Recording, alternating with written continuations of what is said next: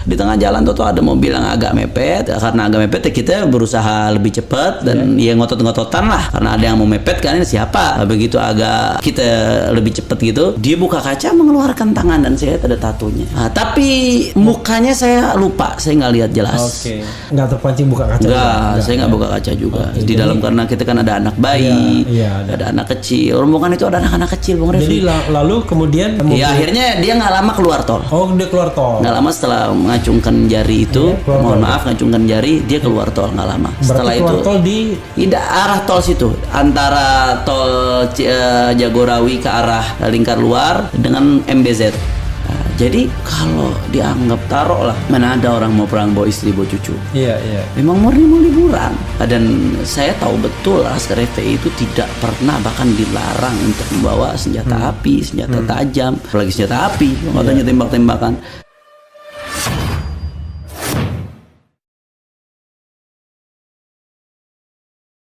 Saya cerita kronologinya sedikit ya Bang Refli. Kejadiannya saat itu kan Ahad malam Senin. Kalau nggak salah kita keluar dari Sentul itu sekitar jam 10 atau jam 11 malam. Kita tujuan mau ke Kerawang. Ini yang perlu saya buka nih. Ke Kerawang itu kita ke villa. Jadi Habib Rizik itu suka pengajian dengan keluarga. Jadi beliau tuh ngajarkan bukan cuma ngajarkan umat juga, keluarga juga. Beliau nggak lupa menyisihkan waktu untuk pengajian sama keluarga. Jadi ke Kerawang itu untuk ke salah satu villa kampung turis yang ada di Kerawang, yang memang punya salah satu sahabat itu untuk liburan istirahat, karena beliau pulang dari Makkah belum istirahat tuh, maraton sampai masuk rumah sakit beliau butuh istirahat, pemulihan sekaligus pengajian internal keluarga. Karena internal keluarga cukup banyak kan, anak, cucu, mantu. Bergerak dari Sentul. Itu kurang lebih 8 mobil. 4 mobil Laskar yang ngawal, 4 mobil keluarga. Saya ingat waktu itu urutannya 1 di depan mobil Habib Rizik. Jadi paling depan sekali mobil Laskar, 2 mobil Habib Rizik, 3 mobil saya sama istri saya sama anak saya sama ada pembantu saat itu. Kemudian belakang lagi 2 belakang saya ini mobil ada salah satu ustadz keluarga yang ikut dari di Mekah, Ustadz Hakim. Kemudian sama kakak ipar saya dengan suaminya dengan anaknya dengan pembantunya juga.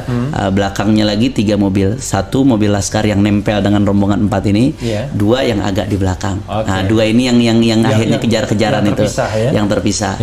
Nah singkat cerita, ketika keluar dari Sentul memang kita sengaja malam hari saat itu untuk ngindarin kemacetan. Karena kan dari Bogor ke arah Kerawang itu biasanya suka macet Bung Refli, apalagi di Cikunir itu kan lewat Lingkar Luar tuh. Nah seingat saya saat itu ya udah mulai ada gerak-gerik yang mencurigakan dari di Sentul, karena ada mobil yang standby aja depan perumahan di Sentul itu. Karena perumahan Sentul ini Bung Refli baru, Habib Rizik itu nabung untuk nyicil itu untuk rumah pribadi. Jadi supaya kalau di Petamburan sudah terlalu banyak tamu, di Megamendung terlalu banyak tamu, beliau pengen ada rumah yang beliau bisa tenang sama anak istri. Tidak untuk terima tamu, tidak terima tamu. Dan orang belum tahu beliau punya rumah di Sentul baru setelah, dan itu beliau baru nempatin setelah pulang dari Saudi. Lama beliau nyicil untuk rumah itu, nabung uang nyicil pelan-pelan itu lama untuk punya rumah di Sentul itu.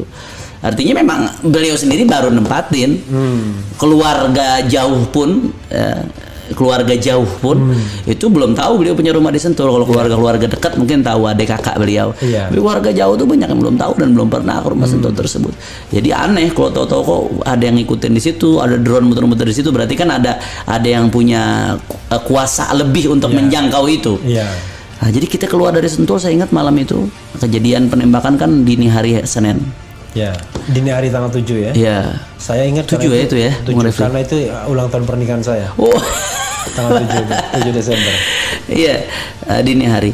Nah, jadi kita jam 11 masih tanggal 6 berarti kita keluar jam 10 atau jam 11. Nah, itu udah ada yang mencurigakan, kita dapat info dari security dari bosnya ada yang standby di situ. Nah, keluar dari Sentul itu mulai kita merasa ada yang mengikuti. Plat-platnya disebutkan semua di kronologi gitu tuh. Walaupun setelah dicek ternyata plat-plat itu nggak ada.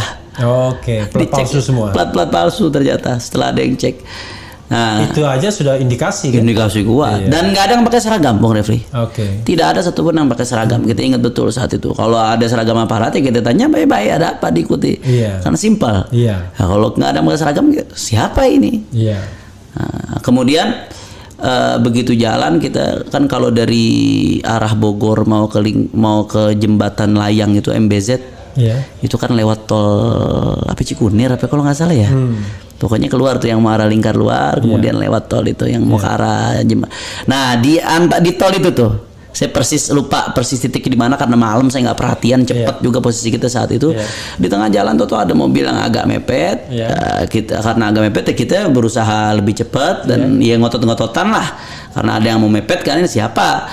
Begitu agak kita lebih cepat gitu, dia buka kaca mengeluarkan tangan dan saya lihat ada tatonya.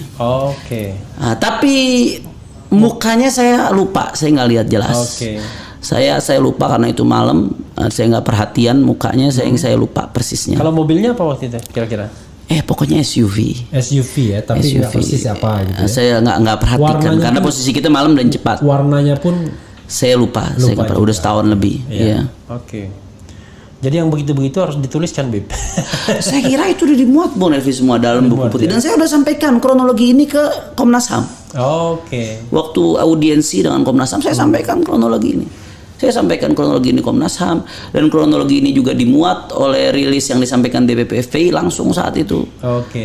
Yang berbarengan dengan konversinya. Tapi waktu dia buka kaca, Habib nggak terpancing buka kaca. Saya nggak buka kaca juga. Di dalam karena kita kan ada anak bayi, ada anak kecil. Rombongan itu ada anak-anak kecil, Bung Refli. Jadi lalu kemudian akhirnya dia nggak lama keluar tol. Dia keluar tol. Nggak lama setelah mengacungkan jari itu, ngacungkan jari, dia keluar tol nggak lama. Setelah itu tol di arah tol situ, antara tol Jagorawi ke arah Lingkar Luar dengan MBZ. Saya lupa nama-nama jalan, saya nggak hafal, soalnya Cikunir atau apalah itu. Yang jelas crossing mau ke arah Bekasi sana, antara Bogor Bekasi gitu ya. Kan kalau dari Jagorawi lewat Lingkar Luar itu, arah ke Lingkar Luar, ke Lingkar Luar. Jadi malam itu Bung Refli, kita isinya Habib Rizik bersama keluarga, Umi, anak-anak, 7 cucu beliau saat itu ikut semua. 7 baru cucunya saat itu. 7 cucu ikut. Saya ingat 7 betul. Anak saya 2, anak kakak ipar saya 5. Kemudian perempuan ikut putri beliau. Yang nggak ikut cuma Habib Muhammad dan istri. Kemudian beliau di Megamendung, ketua umum FPI yang saat ini, sama pengantin baru. Nggak ikut ke arah dia ikut dari Sentul tapi ke arah Jakarta. Dia nggak ikut sama kita ke arah Karawang. Jadi kalau dianggap taruhlah mana ada orang mau perang bawa istri bawa cucu. Emang murni mau liburan.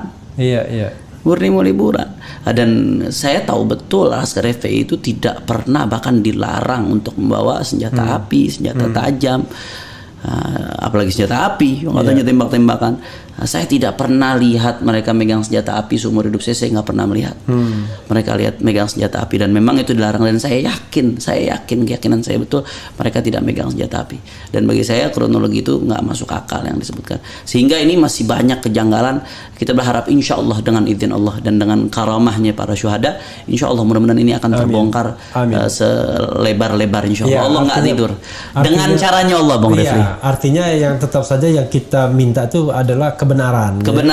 Jadi kita tidak ingin melebih-lebihkan saudara sekalian, tapi sekali lagi jangan kemudian nyawa manusia itu dianggap murah di Republik Indonesia ini. Udah mati begitu aja, tidak ada keadilan bagi mereka ya. Jadi keadilan bagi mereka dan bagi keluarganya tentunya. Lalu ini terakhir ya ke soal KM50. Apa yang ingin Habib lakukan ya ke depan? Karena kan saya kalau mau frankly speaking ya, terus terang, ya sayang kita tidak gunakan momentum ini untuk menuntut kebenaran dan keadilan. Sekali lagi, kebenaran dan keadilan. Kalau bahasa sono kan, wah nanti ditunggangin. Apa kita nggak menunggangi? Kita nuntut kebenaran dan keadilan sejak lama. Betul. Masalahnya kemarin itu kenapa kemudian senyap? Karena orang pada takut. Betul. Karena kan itu suasananya tegang betul. FPI dibubarkan, kami ditangkepi, petinggi-petingginya. Orang ngomong dibilang hoax ya kan? Udah kena Habib Bahar ngomong itu kena. Edi Mulyadi secara tidak langsung juga kena gitu ya. Nah, apa yang ingin dilakukan?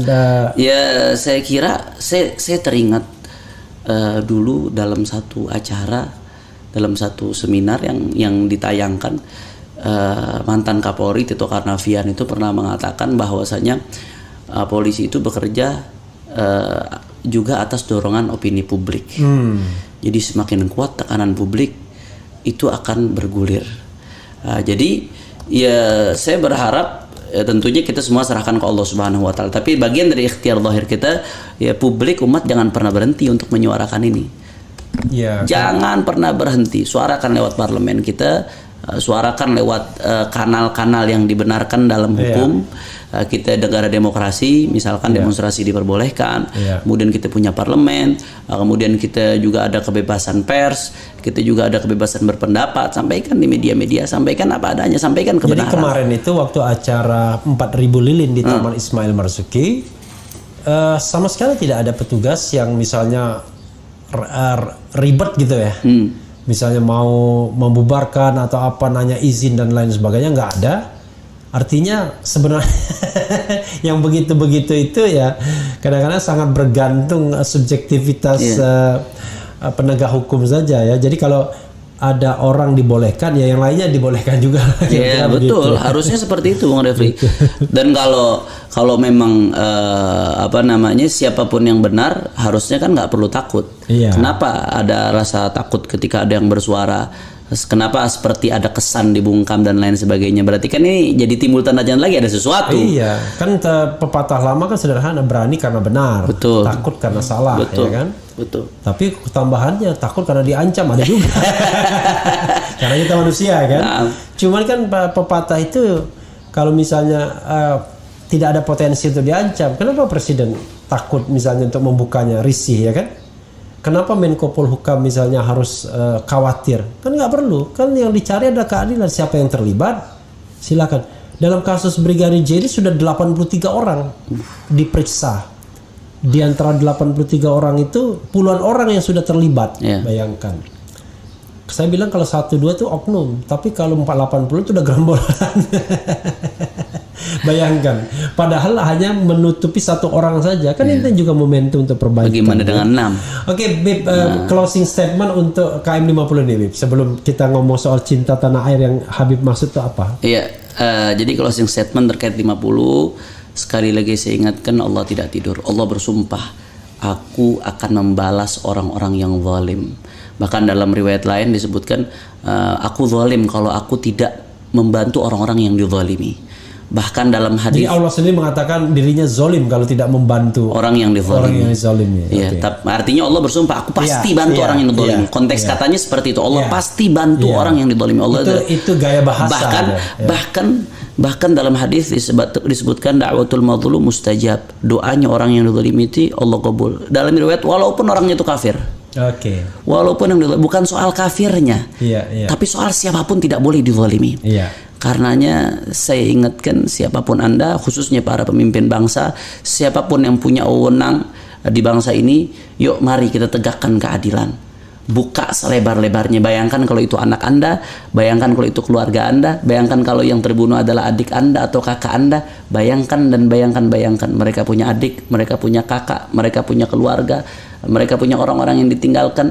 Mereka adalah anak-anak manusia, mereka adalah anak-anak yang cinta kepada tanah air. Maka sudah seyogyanya 6 syuhada ini diperjuangkan sampai ke akar-akar. Insyaallah, mudah-mudahan Allah Subhanahu wa taala buka semuanya, insyaallah. Amin ya Rabbal